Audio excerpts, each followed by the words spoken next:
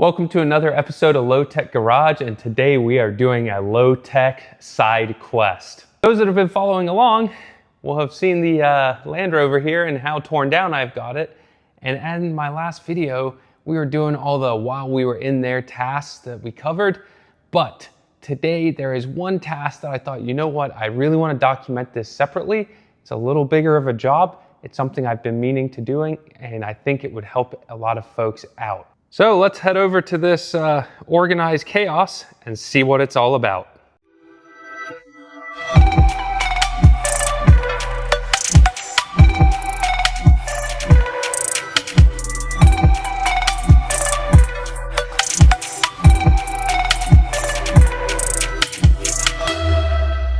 You meet me here on the front suspension of the L322, and overall it's not in bad shape.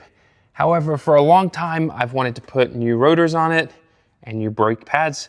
The pads themselves are not too bad, but the rotors are pretty tired. So I had planned on doing this job, and then I noticed this mess. So you can probably see some grease down here. You'll actually see a rag that I tied off on here as well. But basically, the boot here is torn, and we need to get that replaced. Because I put the rag around here just to try and limit the amount of grease it was chucking around until I could get round to it. As you can see, it hasn't done a very good job, but we need to get these axles out and basically rebuild them. And doing a little bit of research on these, there's actually a technical service bulletin out about these boots on the CV shafts. I guess they're quite common for splitting. So I'm not surprised that I have this issue, especially after 15 years of road use with the truck. So it's gonna be a little bit bigger of a job. I thought, you know what? Let's just pull the rotors off. We can tie the brake calipers out of the way so that the assembly is a little less heavy, and then we can do some additional disassembly so we can get these axles out and on the bench and see what we're working with. And a little bit of a mess, but you can see here I've already got the new rotors. I got some new brake pads. Obviously those are gonna be going on last. We gotta do more disassembly, get the axles out and get them fixed first. So no more avoiding it. Let's get started.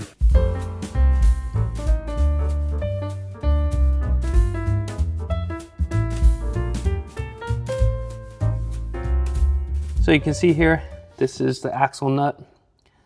I've been kind of hammering / chiseling this little piece here. It's kind of dented in from the factory so that it doesn't come undone. And you need to basically bend, or again, just one way or another, get that out of the way before you get a socket on the axle nut so you can undo it.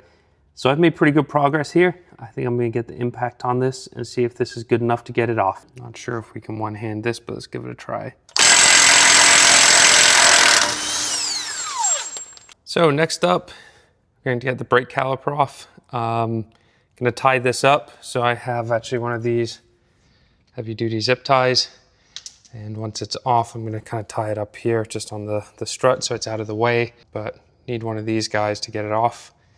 So we'll get the impact back here, hopefully to help me out, and we can buzz this off as well. So we got the hardware off. Caliper is really on there, which considering the car's been sitting for as long as it has, a little disconcerting, but I'm guessing it's this lip. You can kind of see it here. Maybe if we go like this.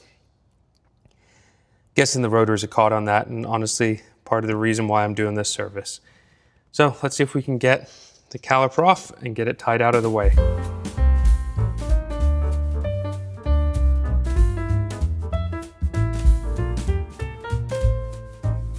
So we got the caliper tied up here.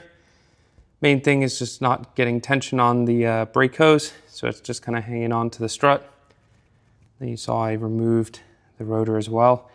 There is a little screw right here you have to take out that requires an Allen bolt, so you got to do that and then the rotor will come off. But now we're kind of left with the hub and knuckle assembly. I'm going to do a little more disassembly back here. I need to get the sway bar end link disconnected, few other things, and then I think we'll be getting relatively close to trying to get this axle off. So a little more progress. We just popped the tie rod end. This thing's actually in pretty good shape, which is great. And then I also got the sway bar end link Honestly, these are fine, but I decided that I'm gonna replace them because they're pretty cheap, and I'm doing some other suspension arms while we're in here. I'll show you why once I get them off. So I think next steps here, I'm probably gonna do lower control arm bolt back there and this one back here. This will allow me to basically pull the whole assembly out. If the axle behaves itself and I can get it out while the hub's still on the strut, I will. Otherwise, next step will be undo the hub bolts, and then I can put this thing in my vise and kind of soak this with penetrating oil to get the last stuff off.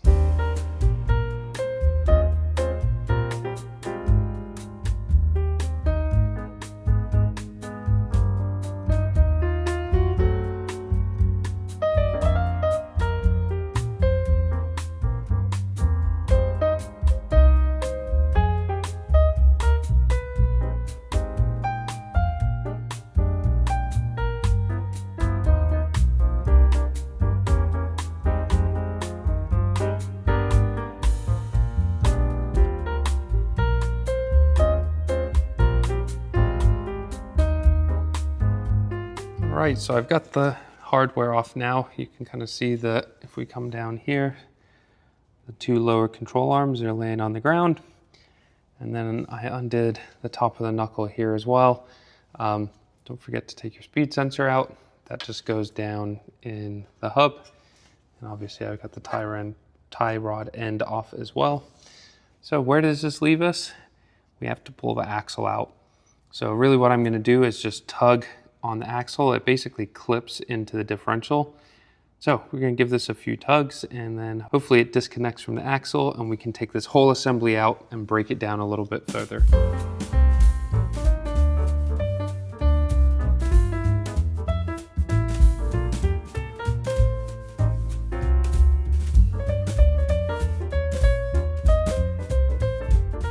All right, well, we have the axle out. I forgot that the one on this side is the long one.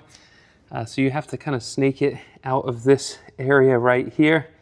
I did have to pull on the strut a little bit just to give me that extra bit of room, but it's out. I've got the brake caliper hanging here, and this is what we're left with. So like I mentioned, the axle is kind of long, and we have the lower control arms down here. And really, upon investigation, this one's not terrible. This one is, let's see if I can show you guys. Sorry, there we go. It's blown out and it is very sloppy. So really gonna take this opportunity while I'm having the new boots put on to replace the ball joints. And equally, if you look here, the bushings are starting to rip as well. So I'm gonna get a ball joint separator on this. I'm gonna pop the arms off and break this down.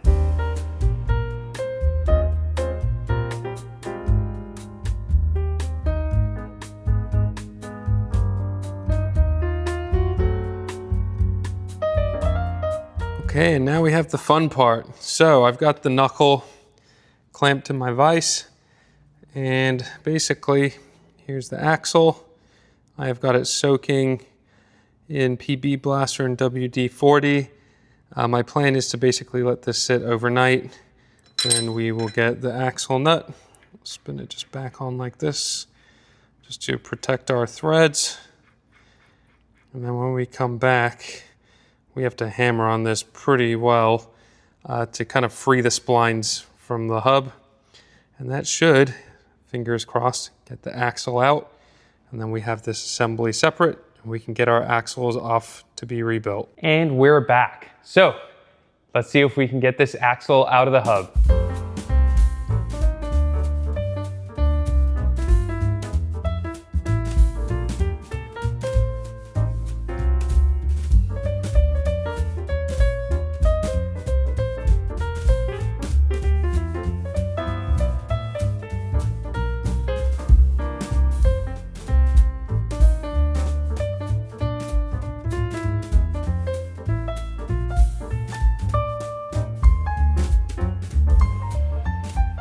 Well, we have them off. As you may have seen, that was a little bit of a workout having to drive the splines out of the hub. You know, just over time, you get a little bit of rust buildup in here. Like you guys saw, I kind of soaked this with PB Blaster and a serious hammer, and it took a little bit of pounding on it, but it did come out. So now we have the 2 axles, and I'm hoping I can find someone here locally that can put new boots on them. Well, the front suspension rebuild kit is here. Like I mentioned, we have new sway bar end links. We've got the 2 lower control arms for each side, and most importantly, new lower ball joints as well. So I'm still working on these axles, but thought, you know what, we can get started on getting some of these arms installed, the lower ball joints back in the knuckle. So let's get on with that, move this project along a bit. Just another glimpse on why we're replacing these. You can see the rubber's actually kind of torn out here. It's not terrible, but definitely on their way out. You can see on the back, this is not looking good. Same with the big arm. Hard to see, but you see these cracks. And actually when you pry on them, they're pretty split a long way through. And then equally the ball joints. You can see the boots torn, but actually these wobble around really easily. And if we come over here, you can kind of see this one's pretty beat up as well. So instead of putting old stuff back on and then having to take it all off again in a few thousand miles, figured let's get these replaced now. So it's been a little bit while I've been finishing up the head gasket project, and as it's coming to a close, I have to get back to these axles. Not gonna lie, I've been calling around town seeing if there's folks that'll rebuild these for me, specifically just put the new boots on, and everywhere I call just says, we just buy new axles. And it seems that that's just not a service that folks do that often these days. So I guess it's time for me to learn. The issue that I'm running into is right here. You can kind of see it, but the boot is split, which is causing grease to come out. It's funny, I found there's actually a TSB on this. It seems to be a common problem on these, but nonetheless, not something that was necessarily warranted. So I just got to get this off. I bought a set of boots for both sides, so it's 2 per axle, and I'm gonna do both just to make sure this doesn't happen again in the future. Like I said, I've never done this before, so we'll be learning together, but no time like the present to learn something new. So let's get started. My approach is gonna be, use a little Dremel here, basically carefully cut the retaining clip off.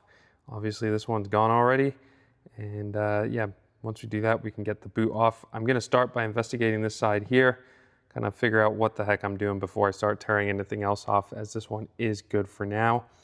Hopefully once I get this figured out, the idea is, as you can see, it's much wider on the axle here, smaller here. So my methodology is if we take this end off, we should be able to get both sets of boots off going this way, and then we can slide on the new boot, this one, and then this one, and then clamp everything back together once we've done the cleaning, packing it with grease, all that good stuff.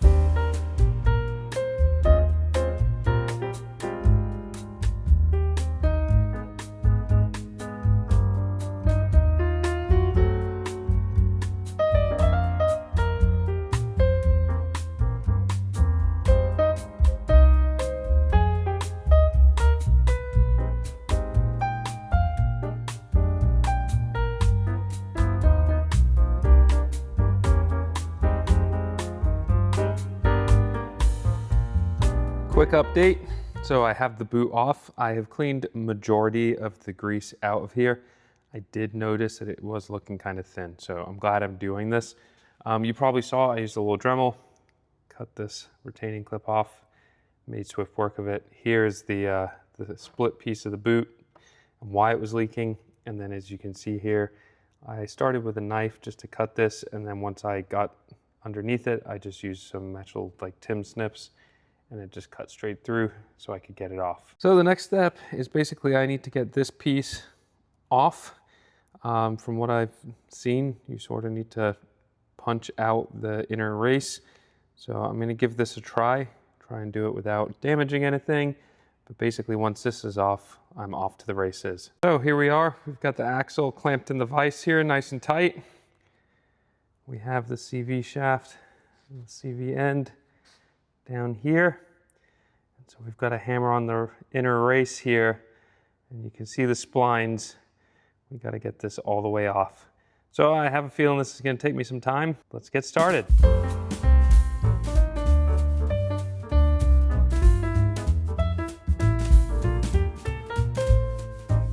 And here it is. I've already put this in my parts washer, flushed out all the grease, wiped it down. As you can see, the ball bearings are removed, but it's all out nice and clean.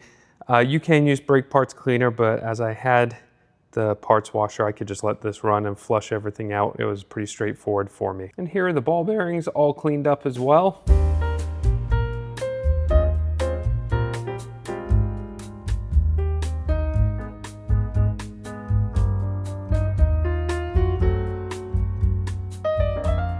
And here's the other end.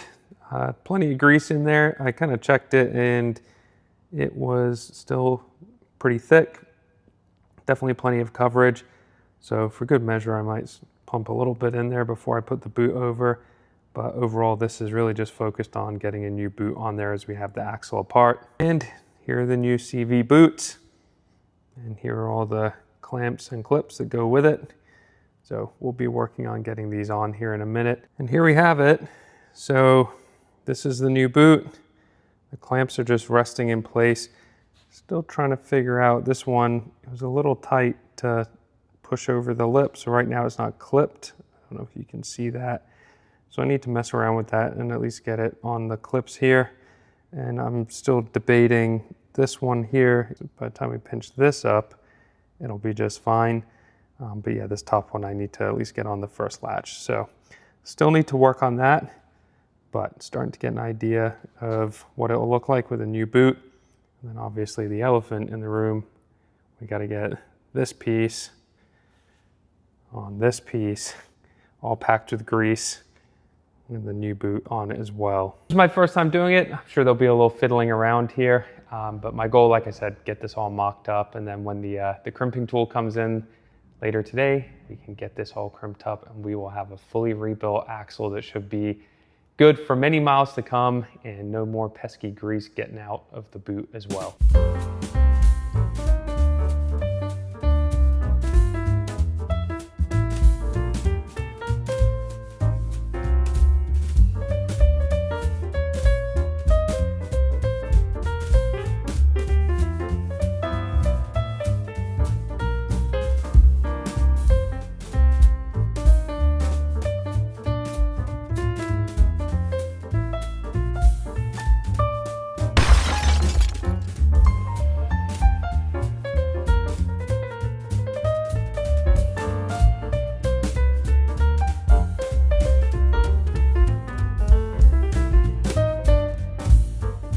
On to the not so good thing. And that's the clamp right here.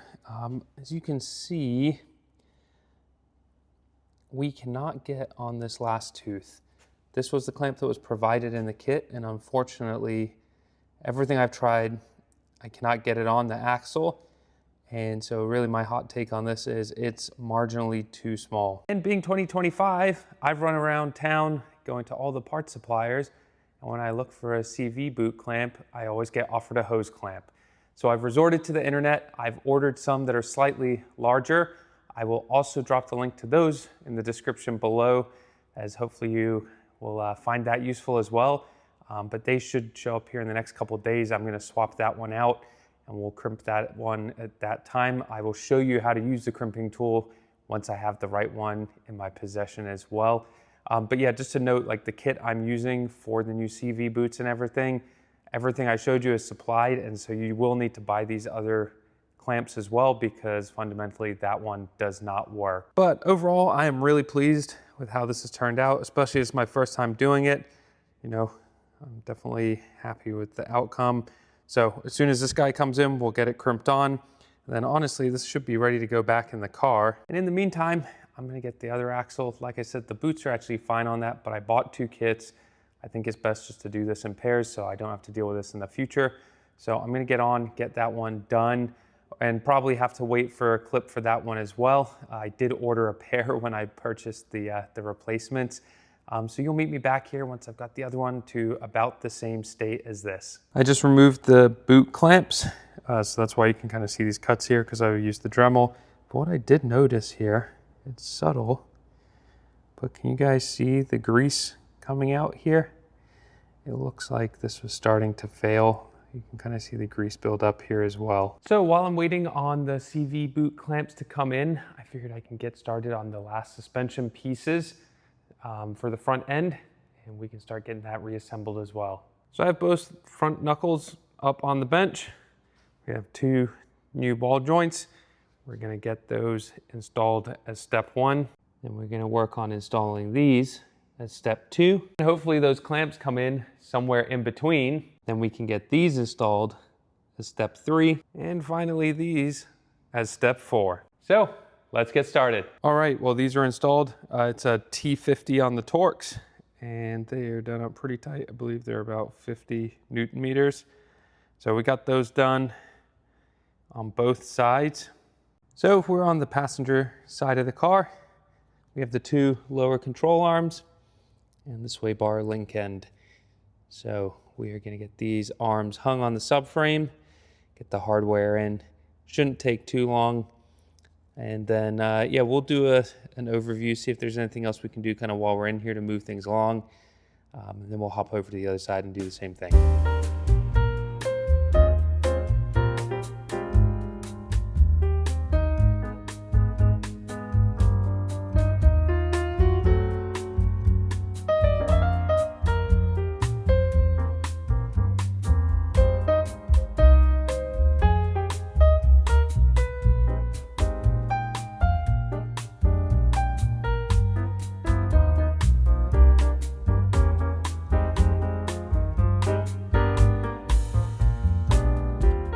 Okay, well, a quick glimpse.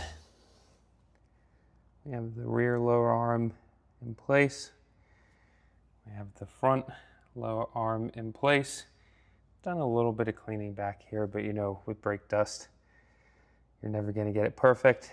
And I did remove the brake pads on this side, as we will be doing new rotors and pads at the same time. I did migrate the knuckle over here with the end link, just position ready to go as well. So it's been a couple days, but the clamps I've been waiting for the CV axles are finally here. So let me show you what I got. And here it is, the part in question. So, yep, found this online. Like I said, it took a few days to get here, but good news is it fits. If we come over to the axle here, here's one of them on. And if we look here, it's on there nicely before we clamp it down. I thought now's probably a really good time to show you how to use the crimping tool that I purchased as well. So here it is. It's a little tool I got. Like I said, this seems to work really well. I think it was about 20 bucks compared to the crimp tool that they sell, which is kind of more of a regular plier looking tool. I saw that some folks struggle with the leverage you get on that because of these crimps being stainless and kind of the way they work. But you just set it on the top here. And then if I start just doing the nut up like so, now it's kind of pinched on. Here you go. Hopefully that's good for you guys. And admittedly, I've just used my electric ratchet. It's worked really well, no issues, just to tighten this up. So I just put it on here. And then really I pay attention to this just as it crimps, just to make sure it doesn't walk or anything.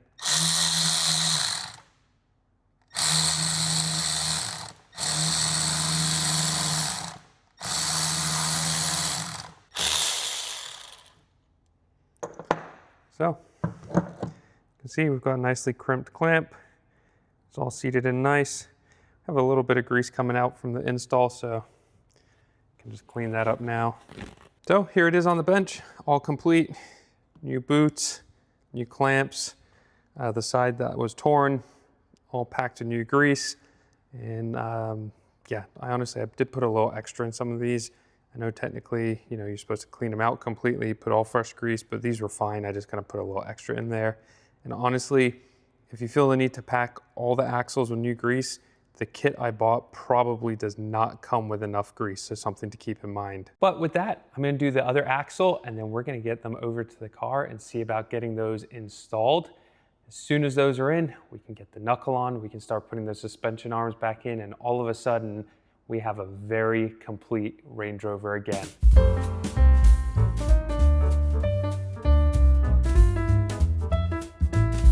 All right, well, I got the axles in, sort of.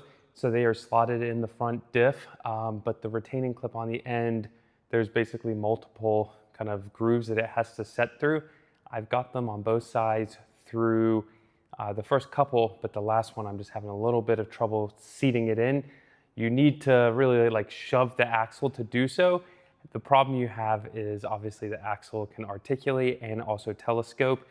So when you're pushing against it, it's kind of more just compacting instead of going in. I'm gonna put the axle on the end of the hub, and then I'm gonna hang the hub kind of knuckle assembly from the front strut so it's suspended. And then I'm hoping with that weight, I can kind of rock it and give it that extra shove that it needs to just click in. It's a little chaotic down here, lots of stuff going on, but here's the axle. There's a nice puddle of differential oil that decided to come out. Definitely have to top that up, obviously, before we put any miles on the vehicle. Here's the tie rod end, which was actually the only thing that was good with the suspension. I do have the front lower arm in, and the rear one, it's actually right here. So that's got to go in as well. And then obviously I've got my knuckle assembly and the end link too. So quite a bit of stuff to attach. It's all pretty heavy and heavy duty. We also have the brake caliper here. I am probably gonna cut this and tie it up, maybe up on the frame or something to get it a little further out of the way, just because I'm definitely gonna need some space in this area. But that's enough talking about it. I am really on the home stretch here and super motivated to get this put back together, because not only does it mean I have all new front suspension, new brakes, which is awesome, but it means for the other video, we can try and start this thing up too.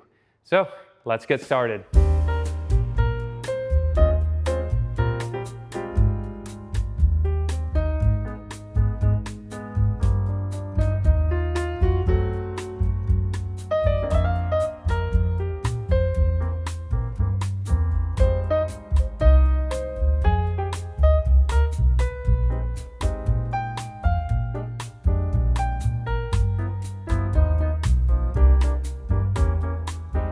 All right, well, you definitely work up a sweat doing that. Getting the splines of the axle and the hub definitely takes some effort, but the methodology I mentioned about getting that seated and then having the ability to kind of push the axle and clip it in worked very well. So you'll have seen me done that on the time lapse, but I thought, you know what, let me show you down here kind of where I'm at now.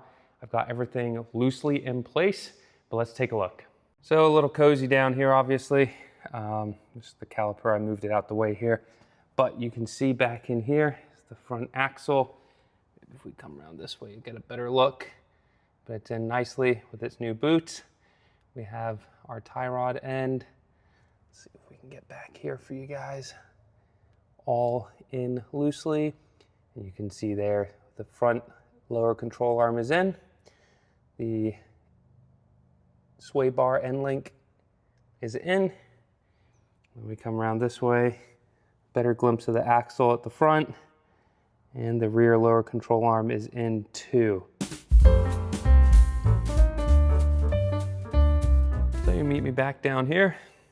We have our new rotor on, the little screw in here. And although it doesn't look much different, everything back here, link ends, everything is torqued up. So next up, we can get this caliper rested up here. We're going to push the pistons back in, get the new brake pads in, and get this mounted. So it took quite a bit of work, but we have the brakes on. You can see I'm covered in grease, but I'd say that was a successful job. Let's check the brakes out. And here you have it. Nice new rotors, pads, all in. It's got the anti-squeal in there.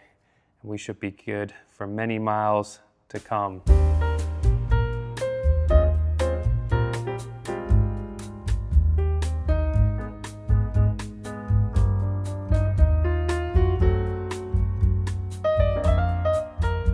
All right, well, we've got the wheels on and a few other things done, but let's do a quick recap of what we accomplished on this project with the Range Rover. So the things that we did, we removed the front axles and rebuilt them, put new CV boots on all the front axles, repacked the one boot that was split with all new grease. We got those reinstalled. We put 2 lower control arms on each side, a new lower ball joint, and new sway bar link ends to wrap up the front suspension job. And then if you remember on my last video on doing the head gaskets on the Range Rover, I did also put front sway bar bushings on as well. Of course, peeking through the wheels, we have brand new front rotors and brand new Brembo brake pads to finish it off. If you found this channel because of the Range Rover content, you are in luck. I have quite a few tasks I'm buttoning up on this to have it fully mechanically refurbished and be good to go for many miles to come. But also for my loyal Jag followers, we are just 1 or 2 videos away and the Jag is going to be back in here. I have a very similar overhaul to what we just did on the Range Rover due on the front end of the Jag, so I'll be walking you through that as well. And equally, if you have seen some of the other cars like the Viper lurking here and some of the cars up on the lift in the back, there's plenty more content coming on those here very soon as well. So with that, do me a solid, hit that subscribe button, hit that notification bell. It really helps me out, and definitely drop me a comment. Let me know your thoughts on how you have experienced doing this front suspension, anything like that. The Land Rover is a relatively new platform to me, so I'm certainly learning as I do this, but so far things have been going very well. But until then, I'll see you all on the next episode.